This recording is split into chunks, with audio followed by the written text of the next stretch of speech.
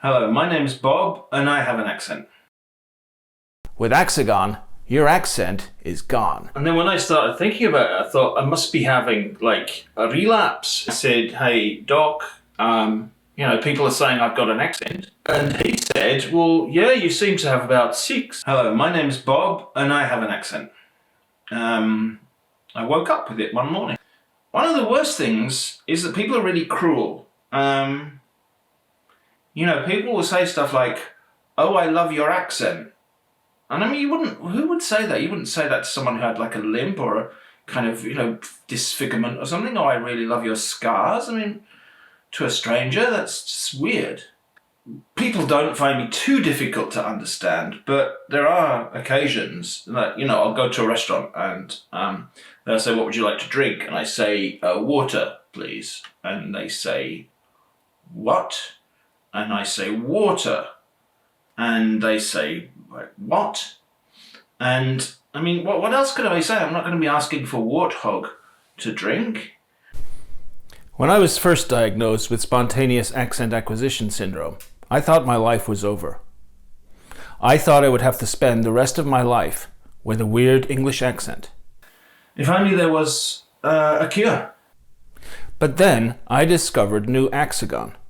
Axagon is not like traditional accent suppressants.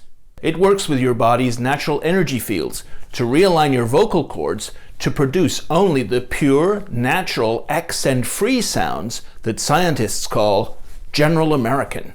Axagon does not work for everyone. Do not take Axagon if you're allergic to Axagon. Check with a medium, psychic, or clairvoyant first. In some cases, Axagon has led to suicide, homicide, matricide, fratricide, patricide, and regicide.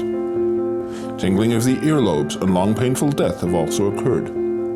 Tell your doctor immediately if you experience total paralysis, including cardiac arrest and respiratory failure, as this can be serious. If you want to live a normal, happy life without sounding weird, talk to your doctor about Axagon. With Axagon, your accent is gone. With Axagon, your accent is gone. That was me in the famous Axagon commercial. Everything was fine for a few months, and then I started noticing some weird reactions from people. Some guy came up to me and he said, hey, are you from out of Brainerd? And I said, geez, no, I'm from out of California here. Where's Brainerd? And he said, it's in North Dakota. And I said, I've never been to North Dakota here. And I thought, why did he think that? And then when I started thinking about it, I thought I must be having a relapse into the accent thing. So I went back to the doctor and I said, hey, Doc, people are saying I've got an accent. And he said, well, yeah, you seem to have about 6. Every time you open your mouth, you seem to have a different one. So I said, well, how could that possibly be the case? I've been taking Axagon and it's supposed to normalize my accent. So the doctor said you could go to a speech therapist. So I went to a speech therapist, like an accent coach. But he just used me as a guinea pig, really. It was like he was using me as source material for the kind of things he was training other people to do. And I suppose the other thing about that was that normally, like a speech therapist or an accent coach, you've got your own accent that they're trying to work with to, change it into whatever your target is. Whereas, mine was changing every 5 minutes. And then I went back to the support group, but everyone was laughing at me because they'd originally said, don't take the Axagon. We are proud of our condition. We want to stay with our own accents. And especially people who had foreign accents from foreign languages, they laughed because previously I had said that it was difficult to understand them.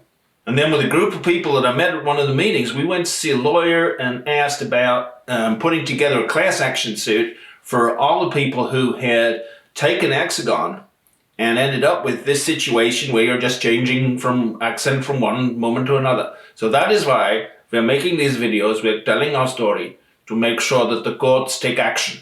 Another thing that we really hope that we can do through this campaign is to raise awareness of the condition so that people don't laugh, people don't get offended, we're not mocking you, we're not imitating you.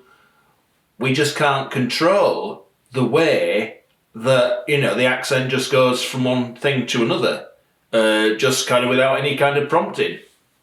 I've never really been able to identify what it is that makes the switch. So there are some trigger words. So like I noticed that like shower, like when you take a shower in the morning, that normally comes out in the same accent every time. And then there's another one, I went to the Apple Store in Los Angeles and I said, I'm having problems with iTunes on my computer, and everybody laughed.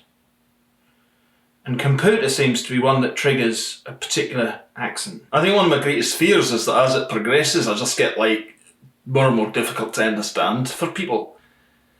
And that eventually the accent will become an impenetrable barrière to communication. Do you know what I mean?